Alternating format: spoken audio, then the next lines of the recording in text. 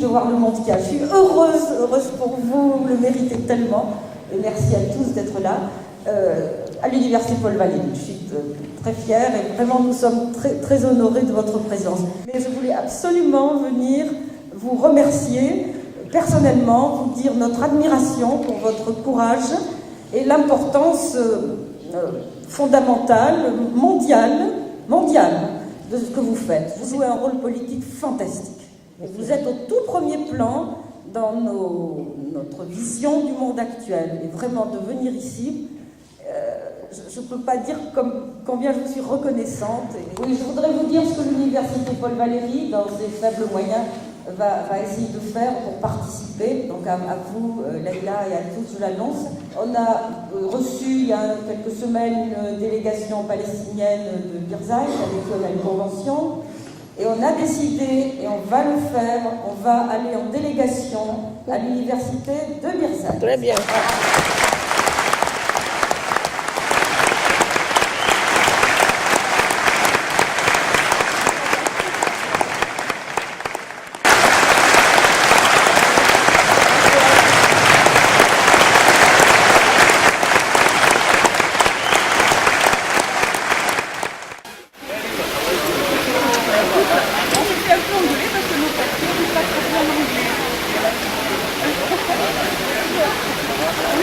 Notre université. Aurel Medix. Aurel Medix, c'est lui le porte-parole de Gouchanan. Et Très il heureuse est de vous rencontrer. le professeur d'histoire dont je t'ai parlé, qui a fait sa thèse à Paris.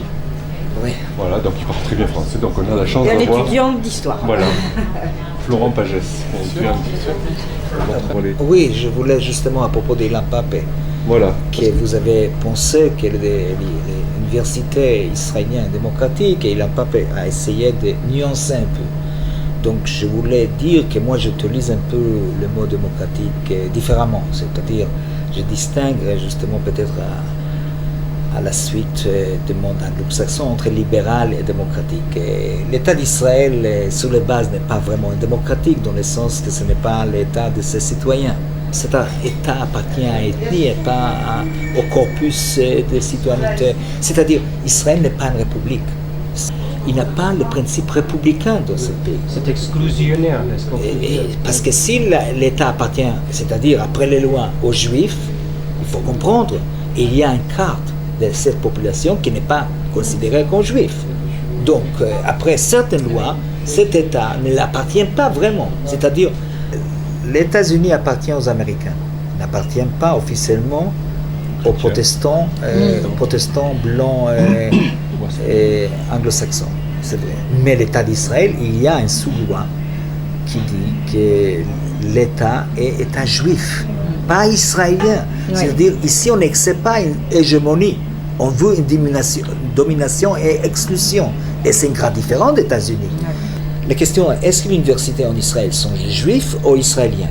Dans quel sens? Si c'est israélien, il y a 20% de palestino-israéliens en Israël. Combien de pourcentage de professeurs, de maîtres de conf nous avons à l'université d'Israël? Combien? Moins de 2%. 20% population palestino-israélienne, moins de 2%. C'est catastrophique. Il faut dire ça à Glucksmann, Ben Lévy, Finkielkraut, qui ne savent pas. Ils ne savent pas, par exemple, qu'il n'y a pas un principe républicain en Israël. Parce qu'un citoyen, je répète, palestino-israélien, après certaines lois, cet État ne l'appartient pas. Il appartient plus à Joe Lieberman, qui pose sa candidature à la présidence des États-Unis. Cet État appartient plus à Henri Lévy, parce que dès qu'il met le pied ici, il peut avoir la citoyenneté israélienne. Et avoir aussi certain argent, parce qu'il est nouveau venu. Si l'État d'Israël était un peu plus intelligent, ils ont compris que si on ne change pas ça le plus vite possible, cette Kosovo au Galilée va arriver, plus tôt, plus tard. Ça, tout ça, je parle toujours de question. L'université, il faut Ça met le comprendre. sionisme en danger. S'ils font ça, Bien sûr, je crois que l'avenir n'est pas seulement le territoire occupé, je crois qu'il y a un grand problème. Mais à mon avis, qu'Israël pourra exister au Proche-Orient s'il y aura une sorte d'israélisation, d'ethionisation de cet État. Donc, comme j'ai défini avant, cette ethnocratie libérale n'est pas une démocratie libérale dans le sens que l'État n'est pas une volonté générale de ses citoyens. Vous avez compris, Oui, c'est-à-dire. j'avais une question. Mais les universités sont plutôt juifs et pas israéliens, parce qu'une grande partie d'argent qui ne vient pas de l'État, vous savez, beaucoup de recherches, beaucoup de choses viennent de données des juifs à l'étranger, surtout américains. Donc beaucoup des instituts, beaucoup des chaires, par exemple, à l'université, sont financés par des donneurs, on dit donneurs, des donneurs étrangers qui sont dans le 99% des juifs. Donc l'ambiance est, voilà, cet argent est juif. C'est-à-dire l'université, bon, personne ne va pas écrire, mais ces universités sont plutôt juifs et pas israéliens. C'est assez libéral, dans le sens que des gens comme moi, et même des gens plus extrêmes, plus radicaux, avec les positions plus radicaux sur le conflit, peuvent enseigner à l'université de Tel Aviv et dans les facultés de lettres, pas seulement de sciences. Et pas seulement enseigner, c'est-à-dire on a plus ou moins le droit de s'exprimer, parce que je suis historien du XXe siècle. C'est vrai qu'il y a 30 ans, je ne crois pas que je pourrais enseigner le XXe siècle à l'université de Tel Aviv. Mais aujourd'hui, surtout à partir de la fin des années 70, il y a une certaine libéralisation. Et il y a pas mal de gens qui pensent plus ou moins comme moi dans la faculté de lettres de Tel Aviv. Sauf que, comme toujours, il y a certaines limites. Quelles limites? C'est-à-dire, si quelqu'un s'occupe de certaines questions, il a beaucoup plus de difficultés, pas de s'exprimer, mais fait des travaux scientifiques sur certains domaines. Pour vous donner un exemple, je suis à l'université de Tel Aviv, qui est l'université la plus grande en Israël. Mais dans toutes les universités israéliennes actuellement, il y a 2 départements d'histoire. Un département d'histoire générale et un département d'histoire juive. Une division qui commence à partir de la première année. Donc ce n'est pas un département d'histoire. Ça a été constitué déjà en 1936 à l'Université hébraïque de Jérusalem. Donc je ne peux pas vraiment diriger des travaux sur l'histoire de ce territoire. C'est-à-dire, je ne peux pas vraiment diriger des travaux. Je suis un full professeur maintenant, mais je suis limité. C'est-à-dire, tant que je travaille sur la France et l'Europe, tout va bien. Mais dès que je transgresse et commence à m'occuper de l'histoire des Juifs ou de l'histoire d'Israël, ça devient plus délicat. Ilan Pappe, avec les thèses qu'il a fait à Oxford ou à Cambridge, ne pourrait pas être recruté dans le département d'histoire. Bon, il est venu comme c'était une certaine libéralisation à la fin des années 80, donc il était reçu dans le département de Proche-Orient. Mais il n'a pas tenu là-bas, il a passé au département de Sciences Po. Mais il ne pourrait pas dans l'histoire, c'est-à-dire des vrais travaux historiques sur les lieux ici ne peuvent pas être faits dans la vision historique, avec une vision historique. À la Sorbonne, en France, il n'y a pas, par exemple, un département de philosophie générale et une philosophie juive. C'est-à-dire, un étudiant peut s'inscrire ici en philosophie juive, terminer les licences de maîtrise sans apprendre rien de tout en philosophie générale. Donc, c'est la philosophie, c'est l'histoire, surtout l'histoire. Il y a un problème, parce qu'en histoire, il y a 3 départements, parce qu'il y a aussi un département spécial d'histoire de Proche-Orient, avec des autres étudiants. Ça n'existe pas, c'est-à-dire ce n'est pas seulement à certaines étapes de développement intellectuel qu'on prend une spécialisation. C'est dès le début des départements à part, sans influence, sans attache, et aussi des appareils conceptuels différents. Ce n'est pas une ambiance mécratiste de tout. Il faut comprendre ça. C'est plus habile. C'est cloisonné.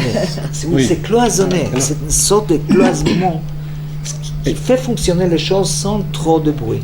Vous comprenez? Surtout qu'il n'y a pas une tradition syndicale à l'université. Ah, oui. De tout. D'ailleurs, on n'a pas du tout de tradition syndicale, pas seulement à l'université, même dehors. Nous pouvons organiser des rencontres, des manifs sans problème, presque sans problème. Le premier point, c'est le libéralisme sur lequel Shlomo a parlé avant. c'est une autre forme, en part, c'est une autre forme de racisme.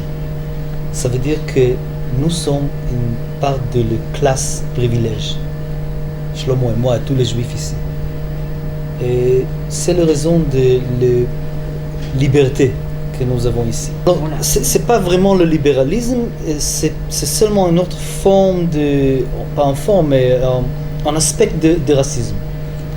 Nous sommes libres parce que nous sommes juifs, nous sommes en partie de cette classe qui est privilégiée.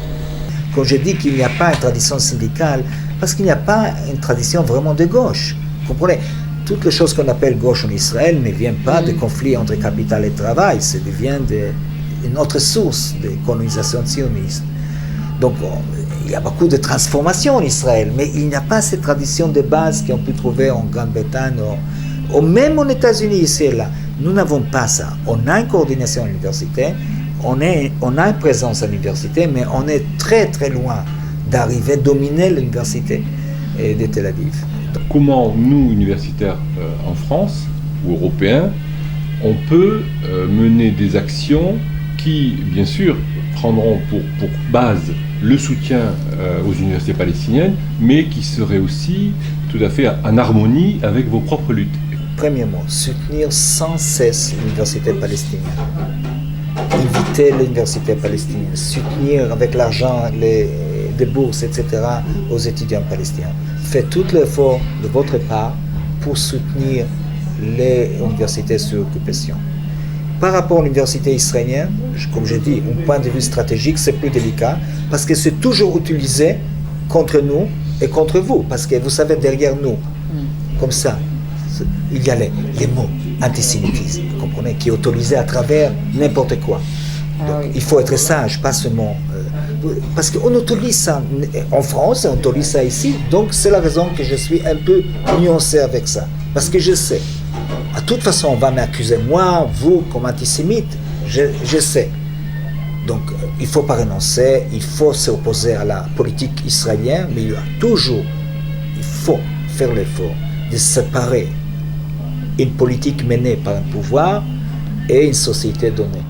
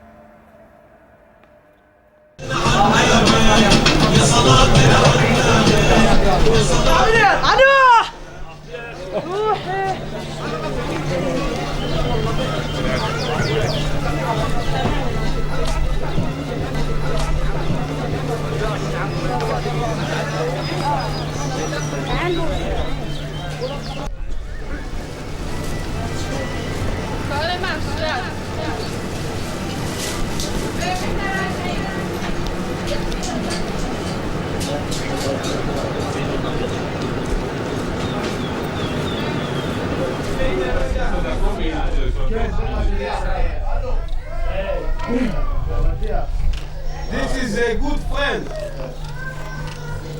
This is a police border police.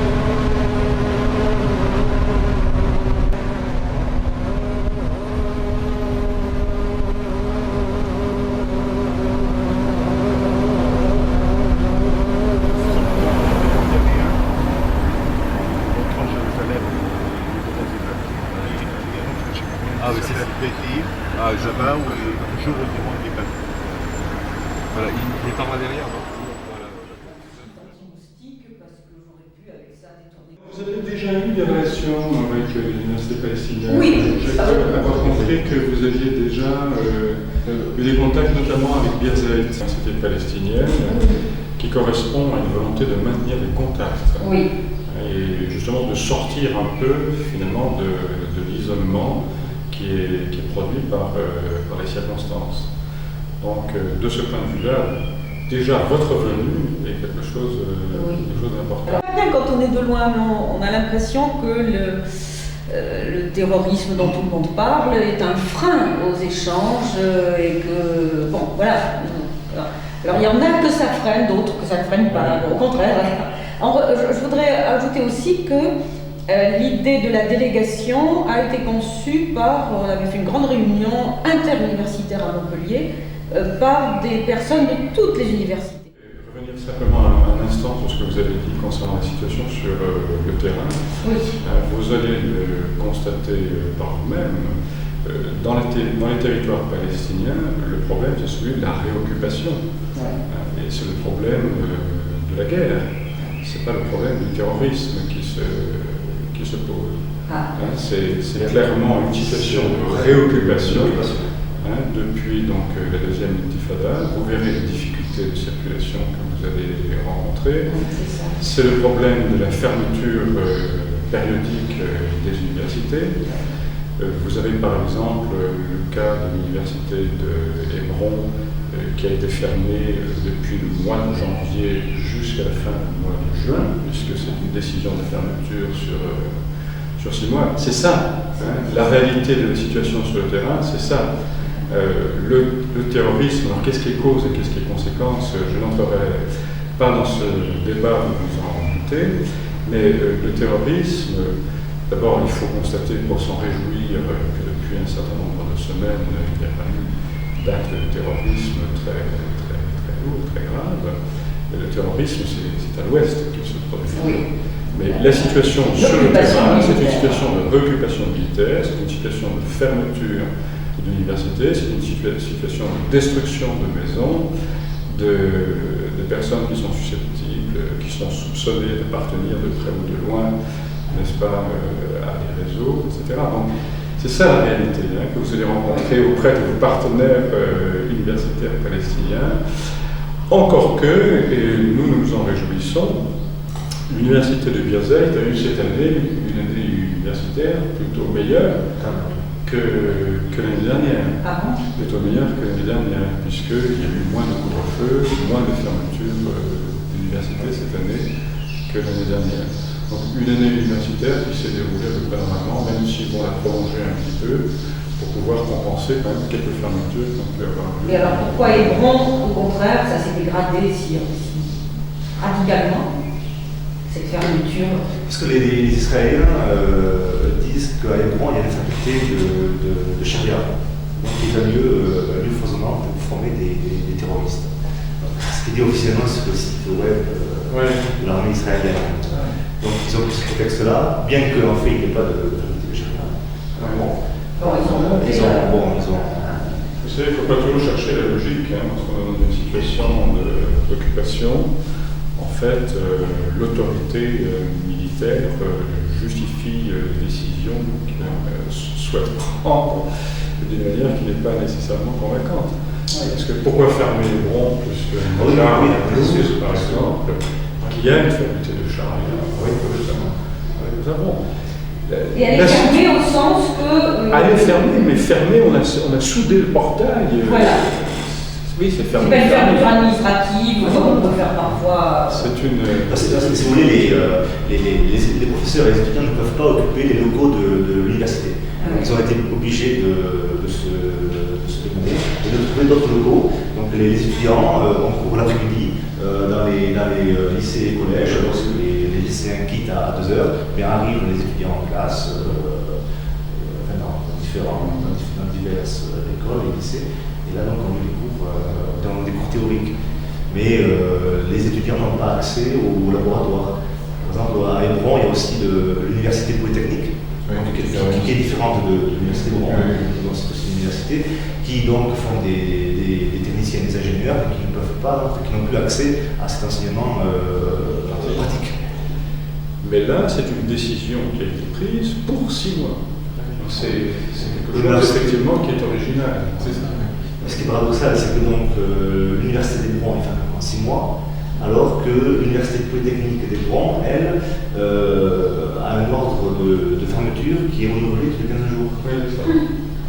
Pourtant, ce sont des universités qui sont à 500 mètres l'une de l'autre. Hein. Donc, il n'y a pas tellement de logique.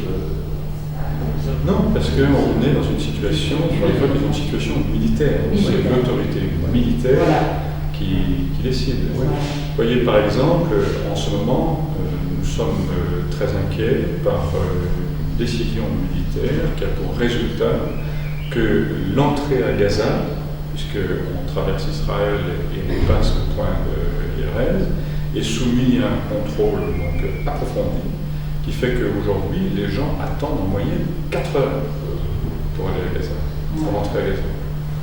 Alors qu'en temps normal, c'était une question de 10 minutes, un quart d'heure. Donc il y a là manifestement une stratégie qui est une stratégie d'usure, un certain nombre d'indices concordants qui montrent que l'occupation s'attaque à tout ce qui représente la culture ou la formation. Voilà, c'est ça qui nous scandalise. Ça, c'est quelque chose, je dirais, on le constate sur le terrain. Mardi dernier, nous étions à Jenin, donc avec le consul général. Nous avons visité, entre autres, la bibliothèque municipale qui a été installée dans un bâtiment qui date de l'époque ottomane. Eh bien, ce bâtiment a été attaqué et détérioré à plusieurs reprises. Donc, il y a là des faits. Hein. Je ne sais pas si ça correspond à une politique, une volonté déterminée, mais bon, ça y ressemble. Ça y ressemble. Mais ça ne marche pas bien. Vous verrez, vos interlocuteurs sont des gens qui sont motivés, qui agissent, qui font des choses, qui sont créatifs. C'est quelque chose. Moi, je ne suis là que depuis 8 mois. Je suis frappé justement par... et hier, je recevais une plasticienne, Patrick aussi y était, de l'école des Beaux-Arts du Mans. Toujours est-il qu'elle était aussi tout à fait étonnée par la créativité qu'elle avait rencontrée chez ces jeunes étudiants. Et puis elle a rencontré un certain nombre d'autres artistes dont elle a trouvé effectivement que le travail était particulièrement intéressant. Donc d'une certaine manière, il y a une situation qui fait que les gens se retroussent un peu les manches et finalement, bon, il y a de l'abattement, il y a des découragements, ça existe bien sûr aussi. Hein, mais il y a de la colère, ça peut te donner la créativité. C'est évident, ça dépend comment on dirige son énergie. Hein. Cette énergie peut se diriger vers la violence, elle peut se diriger aussi vers autre chose, quelque chose de plus positif. Hein. Donc, il y a un manque d'informations, oui, c'est ce que je voudrais faire. Un manque de connaissance de la situation sur le terrain. Oui. Je pense que l'information qui nous parvient est une information très très caricaturale. Voilà. L'image qu'elle donne, notamment de la Palestine, vous allez le voir même au cours d'une mission qui va être relativement brève, est très caricaturale. Très caricaturale. J'ai relevé tout à l'heure ce mot, mais vous avez parlé de terrorisme. Oui. Et c'est vrai que l'image que l'on a, n'est-ce pas, de la Palestine à l'étranger, c'est quasiment un peuple de terroristes. Les gens que vous allez rencontrer, vous verrez, ne sont pas des terroristes. Et je me demandais si vous aviez ces positions avant de venir ou si simplement, rapidement, le fait d'être là permet d'avoir une vision différente des choses. Moi, je n'avais pas cette position-là avant de venir. Moi, j'avais des positions que véhiculent les médias, c'est-à-dire des positions qui sont très extrêmes. Et je crois qu'en effet, c'est sur le terrain qu'on s'aperçoit que la réalité est bien différente. Une réalité beaucoup plus douloureuse aussi que l'on imagine quand on est Oui, il est évident que ce qui se passe du côté israélien, nous ne vivons pas de la même manière, puisque ce n'est pas notre domaine, si vous voulez, c'est pas notre champ de travail. Mais la réalité que nous vivons au quotidien, et la façon dont nous voyons vivre le peuple palestinien, nous dit que véritablement on est dans une situation qui est extrêmement douloureuse, extrêmement difficile, et depuis si longtemps, de nouveau de neige. Et donc c'est ça, c'est la vie au quotidien, des enfants, des personnes âgées, des femmes enceintes, tout est difficile. Comment on fait pour circuler quand c'est comme ça? On attend. Et puis on ne sait pas ce qu'on attend. Parfois on ne sait pas ce qu'on attend. D'ailleurs vous verrez vous-même. Par moment vous attendez, vous ne savez pas ce que vous attendez. Et ça c'est tous les jours, c'est comme ça. Bien. Tout à fait. Voilà. Merci beaucoup. Au revoir, bon séjour. Au revoir. Au revoir.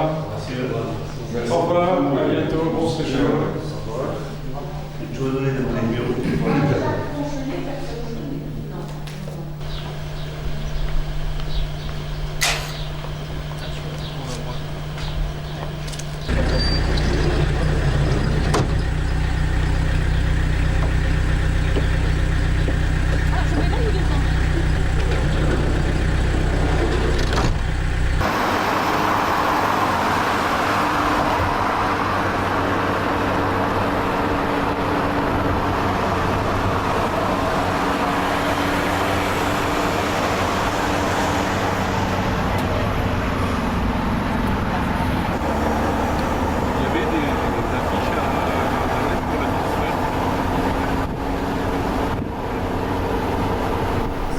Très important d'avoir des gens qui viennent de l'extérieur pour une solidarité avec nous parce que bon, on se sent vraiment isolé. Depuis maintenant novembre, moi et Abdelkarim, on n'est pas sorti de Ramallah. Pas du tout. Ah bon? Seulement Bézid, Ramallah. Ce parcours. L'année dernière, l'expérience de l'année dernière, c'était très dur parce que en première année, il y avait des barrages. Mais la deuxième année, quand on a intensifié l'intifada, ils ont commencé à fermer complètement la route. Et donc, pendant 3 mois, on n'a pas pu arriver à l'université. Alors, on était obligé d'enseigner nos étudiants à travers l'Internet. C'est-à-dire, on n'a pas pris de vacances de l'été, on a travaillé pendant tout l'été. Et bien sûr, le problème aussi des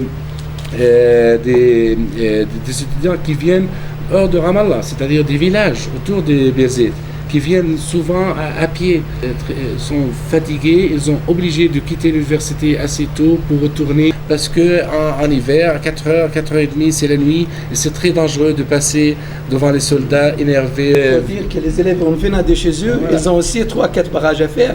Voilà. Parce que chaque village, il y a des barrages. Nous avons un seul barrage, mais celui qui vient à 20 km de Ramallah, il y en a 2 ou 3 barrages, celui qui vient de Jérusalem. Et donc les gens sont obligés de partir de chez eux 5h30, 6h le matin pour être au cours à 8h. Mais il y a difficile, mais il y a un côté positif là-dedans. Il y a un côté positif. Qu'est-ce que ça veut dire? Parce que pendant un certain temps, nous sommes devenus beaucoup plus sportifs qu'avant. On marche beaucoup. Pendant l'été, pendant l'hiver, on marche beaucoup. On est vraiment bien chaud avant d'aller à l'université dans les cours. L'année dernière aussi, chaque opération militaire ou attentat en Israël, il ferme la route de Bézid. Chaque fois, il y a un attentat là-bas, on punit les jeunes de Ramallah et l'université de Bézid comme s'il était responsable, bien que, bien sûr, il n'a rien à voir. En général, la société palestinienne de territoire occupé, c'est une société jeune. 65% des habitants, des populations sont moins de 25 ans. Donc, il y a 1 million d'étudiants palestiniens sur 3 millions qui vivent dans les territoires. Le premier jour du déclenchement de l'intifada, l'autorité israélienne a visé cette catégorie. Donc, ils ont visé presque le tiers de la société palestinienne. Ils ont commencé à fermer les écoles. et bien sûr à mettre des barrages pour et empêcher les jeunes d'aller à leur université et tout. Donc ils ont commencé par une sorte de punition collective très fort et très lourde dès le début. Au début, c'était des barrages pour quelques heures seulement pendant la journée, surtout le matin. Après, ils ont commencé à creuser la route pour empêcher la voiture carrément d'y aller. Demain, vous allez voir la route, comment elle est creusée.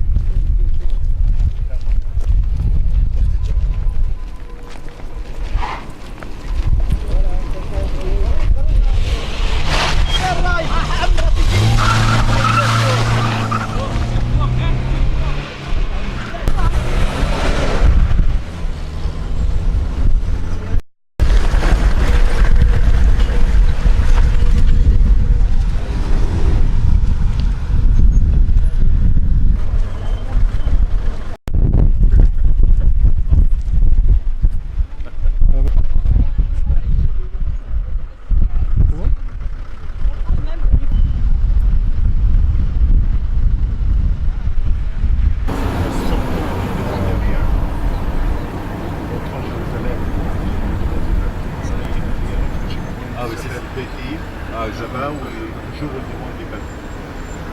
Voilà, il est par là derrière, donc voilà, là je peux.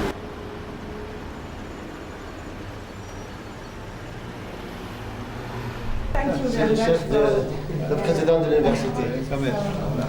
Michel José Mouragos, ministère de psychologie, Larry de la salle These I know, these people. Come in. Dr. Carmela, I'll introduce you. le vice-président. Our biggest problem, of course, is that we are under occupation. And you can speak about many things, about the political problem. You can speak about violence and counter-violence, and you can speak about initiatives and peace initiatives. But in the final analysis, there is only one term that one should focus his attention on, is there is occupation. And everything else stems from the military occupation. And if the military occupation stops or ends, then there is an end to all the problems that we see, almost. D'abord, nous vous assurons de notre complète solidarité. Merci pour tout ce que vous avez dit sur l'occupation. Simplement, je suis émue d'avoir vu ce que j'ai vu. Quand on est en France, on lit les journaux, on entend des paroles, mais c'est pas pareil que de voir ce que vous vivez ici. Je suis très émue. Excusez-moi, pour l'université. For the university, it's in Arabic and this is in French. Okay? Merci beaucoup, vraiment. جسدا واحدا سنقف كلنا لنقول لن نسمح بواحد.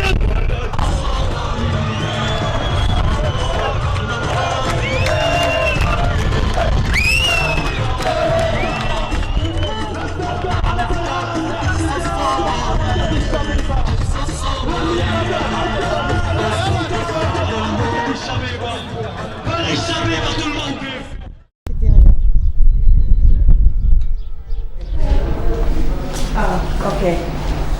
Madame Michel is the president of Montpellier FB.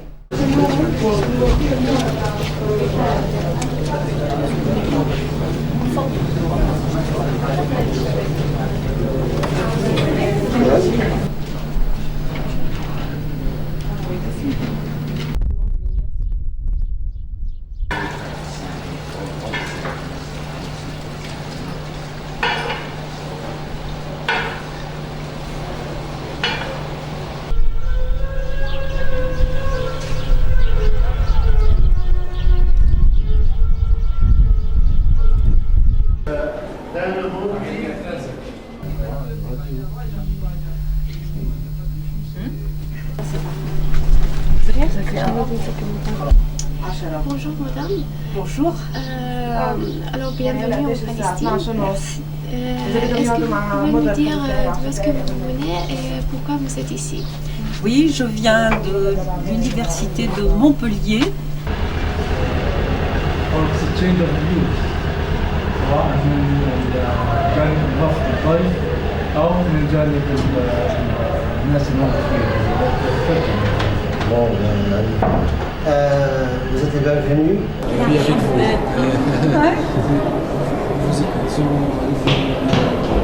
Vous aimez. On est solidaire avec elle. J'ai regardé Marco.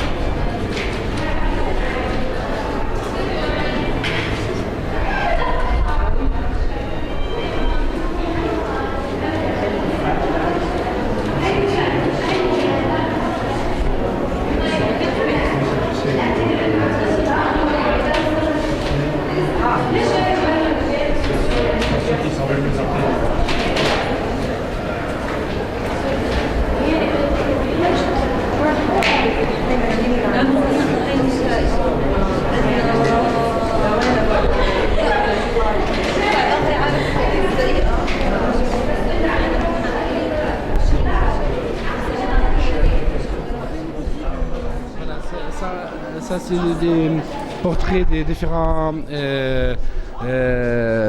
prisonniers et martyrs palestiniens. Et ce sont les prisonniers dans les prisons israéliennes qui ont fait ça. On l'a envoyé à l'université.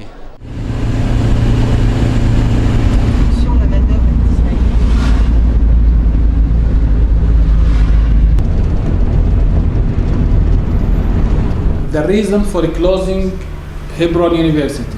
Yeah, the reason is for security reasons. They mentioned the incitement materials in the Israeli Defense Forces website, and the incitement materials are some photos and pictures and some verses from the Quran. Those for some martyrs, Palestine. And it is a tradition in Palestine to photo the myrtle and to respect the myrtle. They said that at the foot of the photo, this is a hatred incitement material. And we the colleagues of Hebron University, when we read this, hatred incitement material, so we ask ourselves, yes, of course we hate the occupation, and we don't hide it. Of course we don't love you.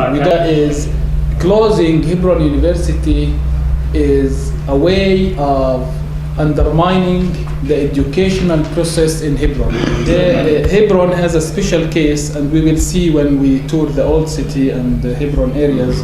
They want to divide the city into two parts. Jewish part and Palestinian part. 400 settlers live in the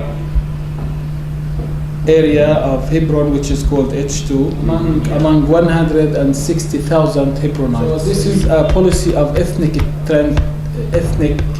cleansing. They don't only close Hebron University, but they also close some schools. Most of the schools in area H2, which is under the Israeli occupation till now in Hebron, is also closed. So the policy is to forbid the Hebronites from their right to education.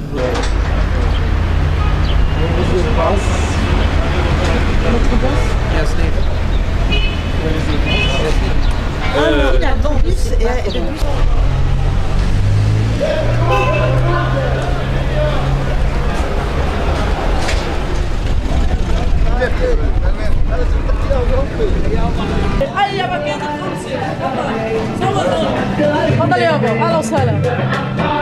لا فين اهلا وسهلا.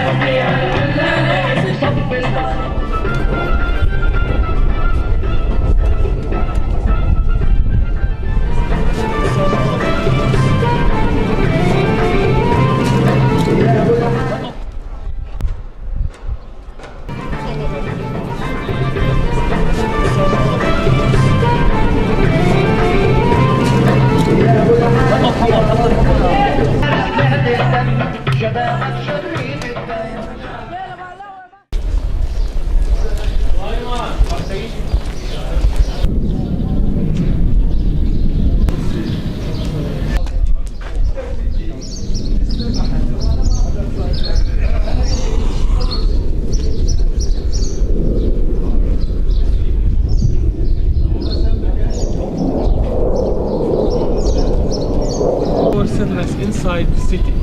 One of them can there. Maybe we can do an option. They can allow us to go. All these shops are for Arabs, for Hebronites. We just like to go see the two Hebron. No, not pictures. Don't take pictures, please.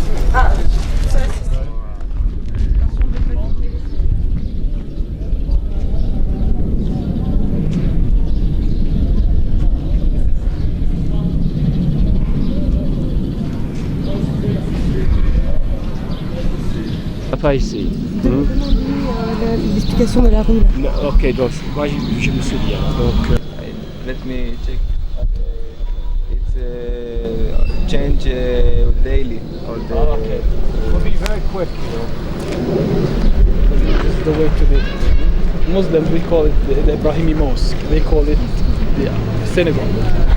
So derrière. We confiscated it in 1972. C'était une des colonies qui s'est implantée dernièrement. And if you look at the building on your left, that building was confiscated in 1980. It was elementary school.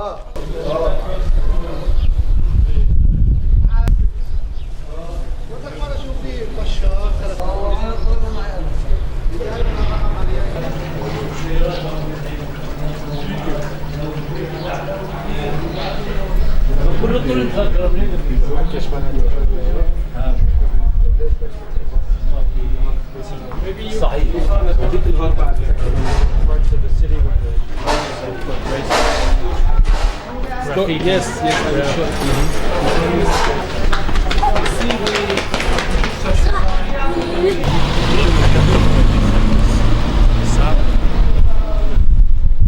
For Arabs, you know, so they la gratitude fait par les.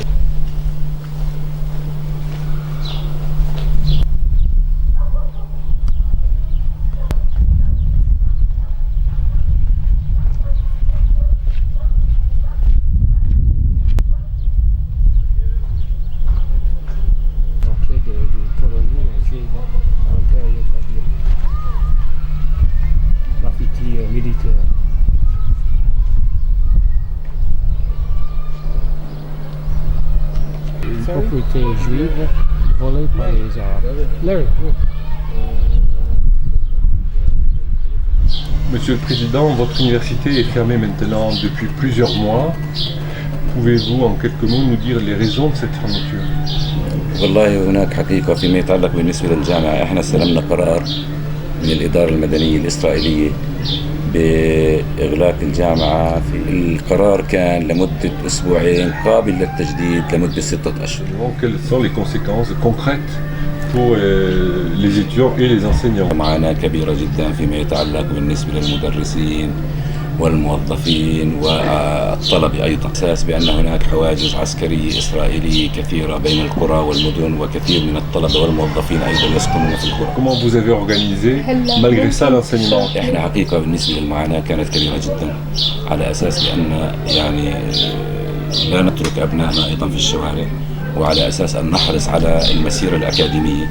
ولذلك بعد ما أغلقت الجامعة إحنا اتصلنا في الوزير التربية والتعليم العالي ومديرية التربية والتعليم في الخليج وأساس نأخذ منها المدارس بعد الظهر بعد ما يروحوا. Alors actuellement dans combien d'écoles est-ce que vous êtes répartis pour faire les enseignements? إحنا عندنا 4 مدارس. Nous avons 4 écoles. Les mesures de l'armée israélienne sont destinées à décourager les Palestiniens, à les faire abandonner les études, à pousser les gens à partir. حقيقة إنه بنناشد الحكومة الإسرائيلية بفتح جامعاتنا ومؤسساتنا ونحن أيضا مع السلام وبنشكر زملائنا الأكاديميين برضو في الجامعات الإسرائيلية اللي بيناشدوا كمان الحكومة الإسرائيلية عندهم وواقفين معنا كمان.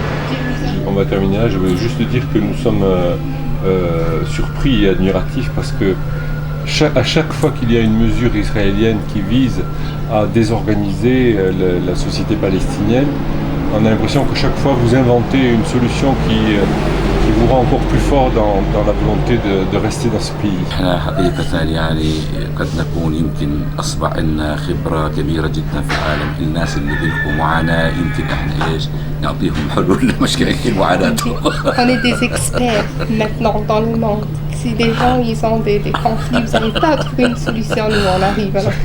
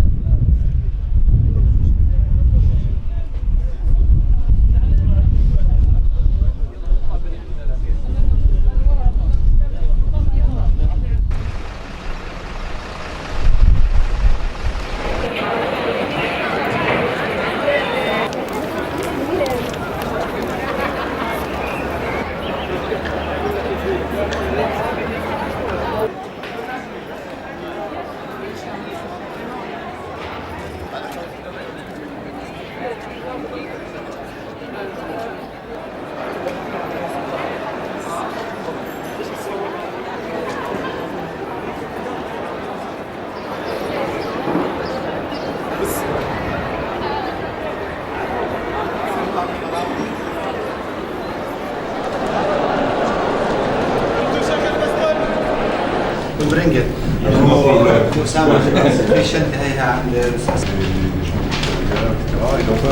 The first Intifada, which started in 1987, they closed Al-Najah University for 4 years, continuous years. And at that time, actually, we adapt ourselves and we used to teach the students in schools, in mosques, in church, in houses. And this is actually what we did during that period of time. And we kept the academic process continuing. The most difficult time we suffered from it is last year in July, when the Israelis reoccupied Nablus. They imposed curfew for continuous 4 months on the people in Nablus. Actually, in this Intifada, since it started, the most difficult actually problem with us is the traveling of students and faculty members from their cities to Nablus. Quand on voit, comme elle m'a dit la dernière fois, une fille qui habite même à 5 km d'ici, c'est à Siré, c'est à 5 km au centre-ville de Naplouse. Il a passé 14 heures pour venir ici. Elle a passé la nuit dans une zone de no man's land. Alors là, elle est avec 7 ou 8 personnes, et majoritairement des filles. Ils ont dormi dans la montagne, en attendant que les Israéliens les laissent passer à leur université. Quand ils vivent ça presque tout le temps, disons la guerre de l'Irak, il y a eu 103 Palestiniens morts, et personne n'en a parlé. Il y a même pas, il y a 2 semaines, un étudiant au barrage, on lui a tiré une balle dans la tête. Et les étudiants, bien sûr, c'est un de leurs camarades. Les funérailles passées par l'université, on n'a jamais fait ça. Ils sont passés par l'université, ils ont circulé à l'intérieur de l'université, puis après ils sont sortis en cortège.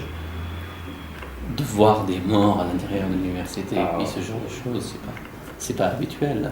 À la faculté de lettres, on a un département de français, et cette année, on va remettre le diplôme à notre première promotion. C'est une licence de français. On cherche à remplacer un peu l'équipe, et puis à trouver un lien avec des universités où on peut échanger des profs. C'est ce qu'on cherche, surtout, c'est désenclaver un peu l'université, parce qu'on est assiégé depuis 2 ans. Mais surtout, c'est pour avoir de contact direct avec entre parenthèses, des étrangers qui viennent pour changer un peu le regard des étudiants vis-à-vis des étrangers, vis-à-vis des Européens en général. Parce que là, quand être dans un état de siège, on arrive à un moment où les étudiants ils sont complètement fermés dans leur tête, dans leurs idées par rapport à l'autre, alors que ce soit les Israéliens, que ce soit les étrangers en général, et puis ça pousse petit à petit au fanatisme. C'est ce qu'on n'a pas envie de voir. On a envie de voir une ouverture des étudiants vers l'étranger. D'ailleurs, on a même commencé un programme de vidéoconférence. Si on continue à pousser les Palestiniens au dernier retranchement, c'est à ce moment-là, c'est le fanatisme qui va dominer d'une façon ou d'une autre.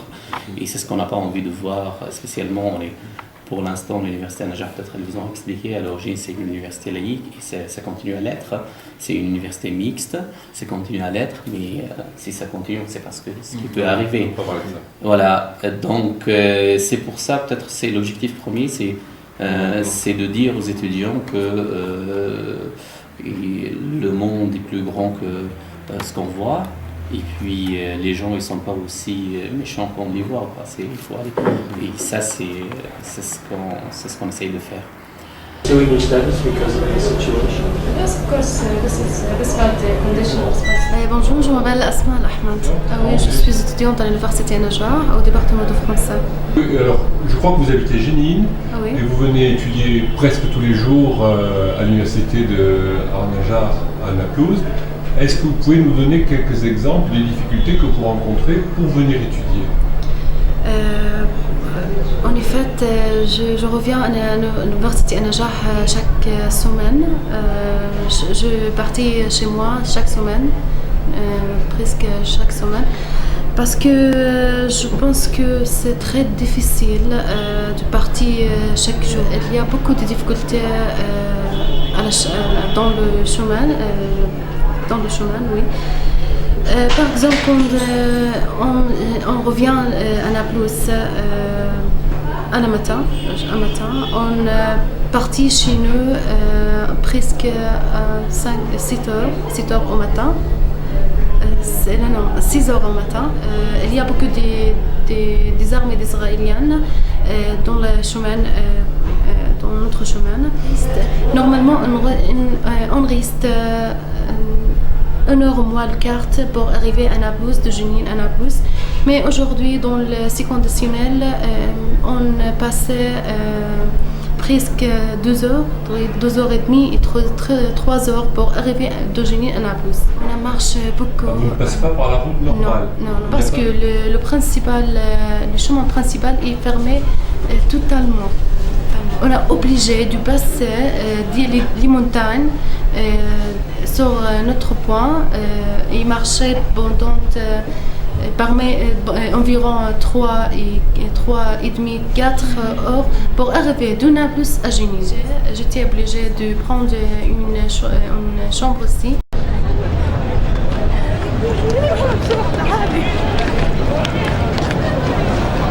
Je m'appelle Massa, j'apprends le français à l'université à Néjar et j'habite à Naples. Pour moi, l'année dernière, j'ai eu un poste à partir à la France, au Besançon. Je ne peux pas partir pour la couvre de feu et le siège à Naples. J'ai pris le visa et la ticket pour partir, tout mon papier, mais je ne peux pas partir. Donc vous expliquez que le couvre-feu vous a empêché de partir, de prendre l'avion, etc.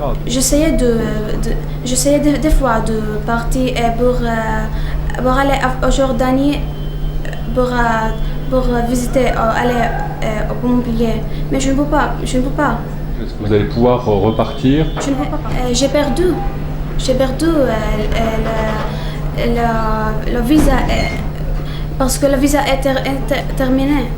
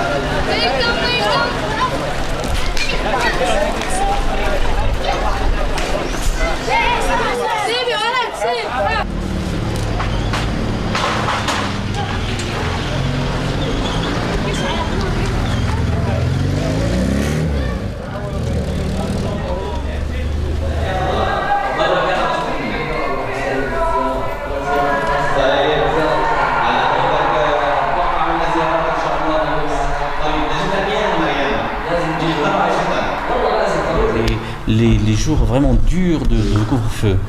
Alors pendant 3 semaines, on n'avait rien, on n'avait même pas d'eau. Et puis, même pas 2-3 jours après, j'entends quelqu'un qui dit alors des patates, des tomates, des machins, etc. Et il y avait les chars, ils n'étaient pas loin. Comment il a réussi à pénétrer dans la ville, assiégée, complètement envahie? Et on arrive une dizaine, vingtaine. Et là, c'est un camion. On lui dit mais comment tu as réussi à venir? Il y a des chemins montagneux. Et je suis parti le matin à 4h du matin, après la prière du matin. Et puis je continuais tout doucement, sans allumer les phares, etc. C'est au risque de sa vie. Oui, bien sûr. Et il a continué, puis il est arrivé. Il a fait une affaire, parce que lui, il a réussi à tout. C'est ça le système de solidarité. Et ça, je dis, des fois, ça m'étonne, cet esprit de résistance chez les gens, cette organisation presque spontanée et aléatoire. Ça arrive. Et c'est pour ça que je dis normalement avec 4 mois de couvre-feu, mais où il y avait des gens qui me disaient mais on n'a pas travaillé depuis 6 mois, on n'a pas un sou dans la poche. Mais ils ont réussi quand même à survivre. Mais comment, on ne sait pas. Il y avait des gens qui marchaient dans les montagnes et même sous les balles des fois pendant des heures pour livrer le lait, le truc. Ça c'est formidable, c'est une forme de solidarité. Et puis dans ces temps-là, on découvre que les qualités humaines chez les gens, mais des fois aussi cette nature animale qui est le besoin de survivre. Moi je dis un jour, c'était un journaliste qui me demandait, et il me dit alors, je dis partir, ils peuvent, ça c'est j'exagère, mais je dis ils peuvent tuer mes enfants sur la place publique avant moi et m'arracher tout ce qu'ils veulent, les yeux, les machins, mais je partirai pas. Et moi, en tout cas pour moi, c'est très clair. Si j'ai décidé de revenir, j'aurais pu vivre en France tranquillement, etc. D'ailleurs, j'étais marié avant, puis j'aurais pu y rester très longtemps. Mais j'ai choisi de venir parce que je pense que je suis plus utile ici que là-bas. Parce que les Palestiniens, ils ont essayé l'exil. Et quand on voyage, moi j'étais au Liban, j'étais en Jordanie, j'étais en Syrie. Alors moi, je peux dire facilement, 1000 fois je peux mourir ici, mais je ne quitterai pas. Parce que pour moi, aller en Jordanie ou vivre en Jordanie, c'est la mort. C'est vraiment la mort, pire que la mort ici, quoi. Je préfère mourir ici qu'aller mourir à petit feu en Jordanie ou en Syrie ou au Liban. Qu'est-ce que cette vie ? Je préfère vivre ici, résister, tenir bon, que d'aller là-bas et être inutile. Et sentir la mort m'envahir petit à petit, c'est la mort de l'âme. On veut absolument nous déraciner d'ici. La seule réponse, c'est de résister, de tenir bon, parce que sinon, à mon avis, il n'y a pas vraiment une raison pour vivre. Il faut qu'il y ait une raison pour vivre. Alors moi, c'est la raison pour vivre, c'est rester, résister à ces gens-là. On va y aller ? Oui. Aïe, parce que j'ai des fous. Pour